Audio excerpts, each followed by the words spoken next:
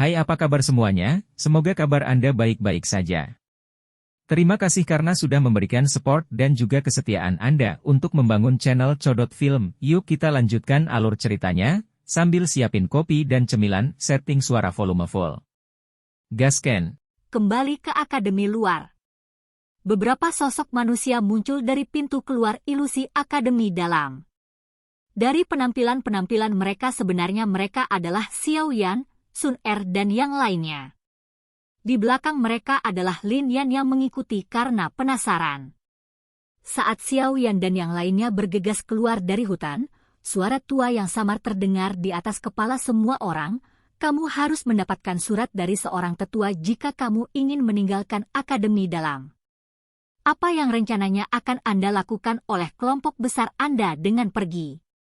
Xiao Yan dan yang lainnya buru-buru mengangkat kepala ketika mereka mendengar suara ini, hanya untuk melihat seorang lelaki tua berdiri di atas cabang pohon. Melihat dengan seksama, dia adalah Penatua Su yang mereka lihat ketika mereka pertama kali memasuki Akademi Dalam.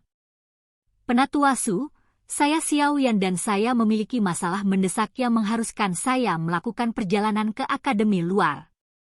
Tolong bantu aku. Xiao Yan mengambil langkah maju, menekan kecemasan di hatinya. Dia dengan hormat berbicara kepada penatua di cabang pohon. Oh, Xiao Yan. Penatua Su terkejut saat mendengar ini. Tatapannya buru-buru dialihkan ke tubuh Xiao Yan. Ketika dia melihat wajah yang agak familiar itu, segera ada senyuman tambahan di wajah aslinya yang acuh tak acuh. Sebenarnya siswa Xiao Yan. Mengapa? Apakah kamu bosan setelah tinggal di Akademi Dalam dan ingin berjalan-jalan di luar? Di mana saya memiliki waktu senggang seperti itu? Hanya saja ada masalah mendesak yang mengharuskan saya pergi dan melihatnya. Xiao Yan tertawa getir. Dia menangkupkan tangannya ke arah Elder Su dan berkata, "Elder, please."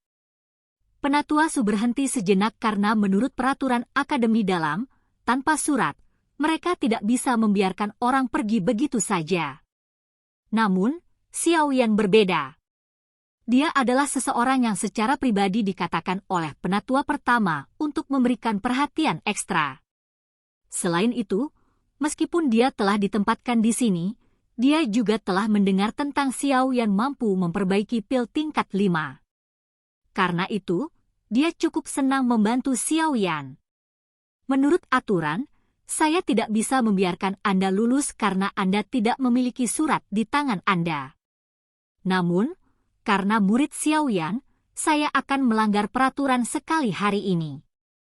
Penatua Su merenung sejenak sebelum akhirnya melambaikan tangannya dan berbicara sambil tersenyum. Terima kasih banyak, Tetua. Xiao Yan segera bersukacita saat melihat Penatua Su menganggukkan kepalanya. Hei, wajahmu cukup besar. Saya telah datang untuk menemukan penatua ini beberapa kali dan dia selalu menunjukkan kepada saya wajah orang yang sudah meninggal. Jika Anda tidak menyerahkan surat, Anda tidak diizinkan untuk lewat. Benar-benar tidak terduga bahwa dia akan bersikap lunak kepada Anda. Di belakang Xiao Yan, Lin Yan sedikit terkejut saat dia berbicara. Xiao Yan tersenyum. Dia juga sangat sadar bahwa alasan para sesepuh ini begitu sopan kemungkinan besar karena dia bisa memperbaiki pil obat tingkat 5. Lagi pula, sebagai seorang alkemis, dia dengan jelas memahami daya tarik seperti apa yang dimiliki alkemis tingkat 5 terhadap sesepuh yang kekuatannya berada di kelas doang ini.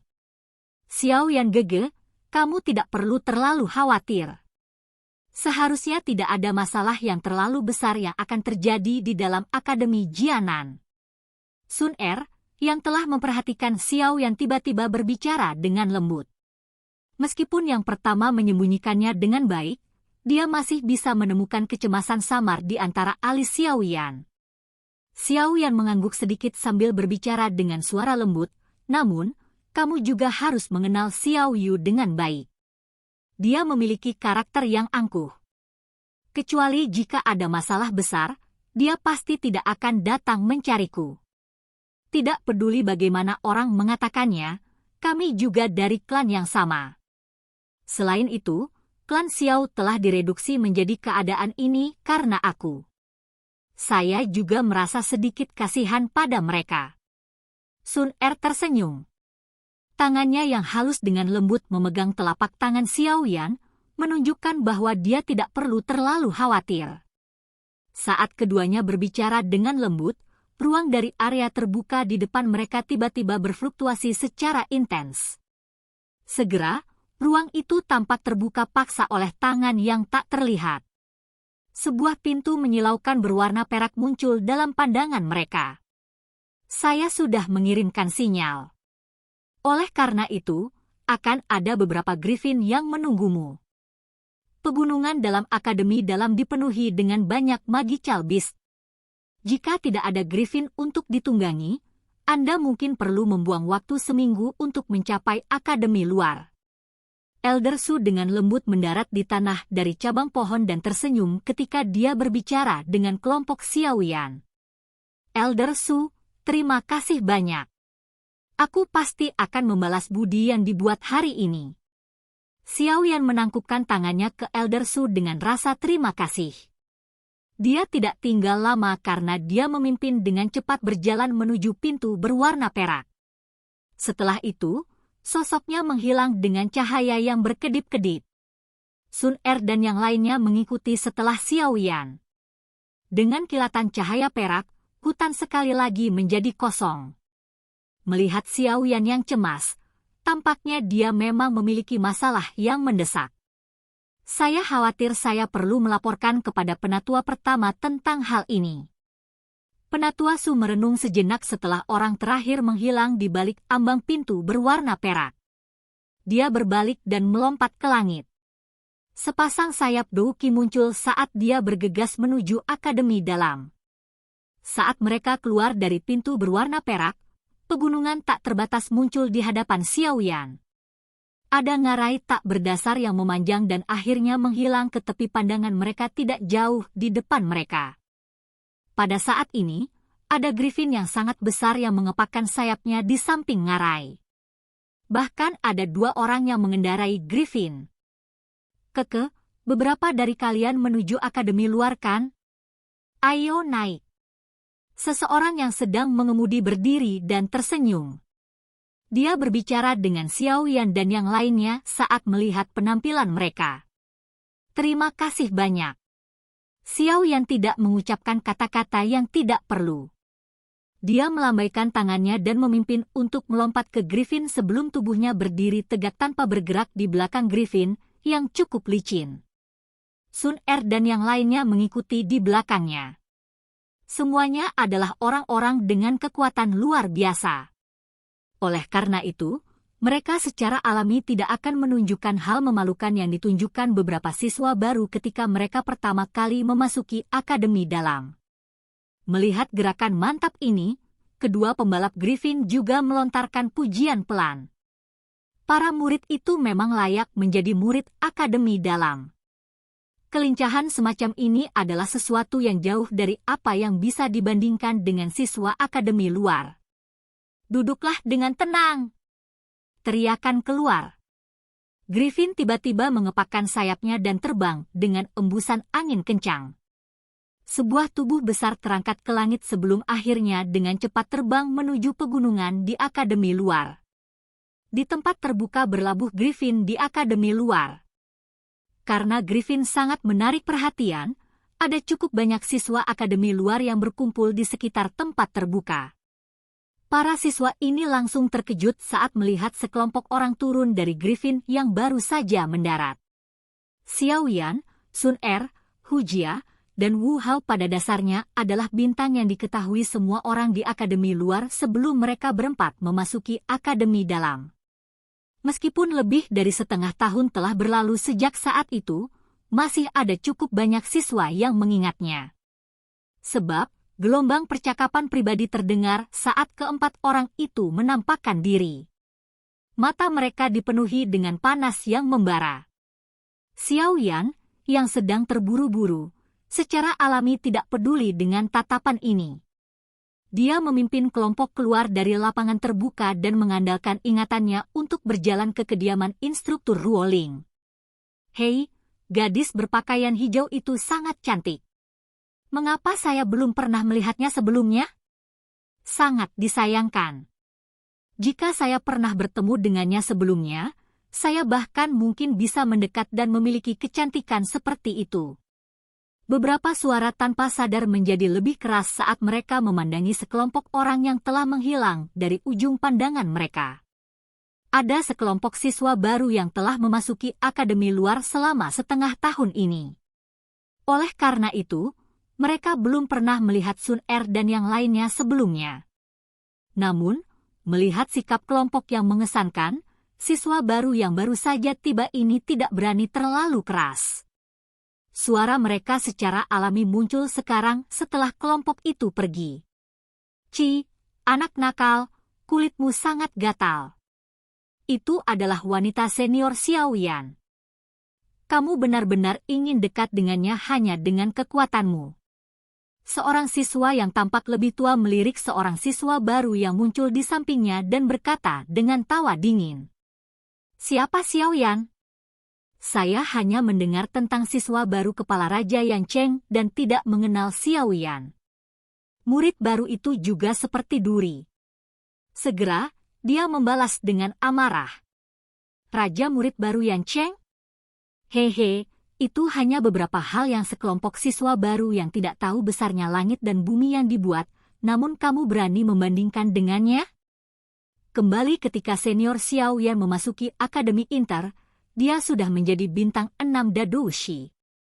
Sekarang dia telah menjalani pelatihan yang berat di dalam akademi dalam selama setengah tahun, kekuatannya pasti akan meningkat pesat.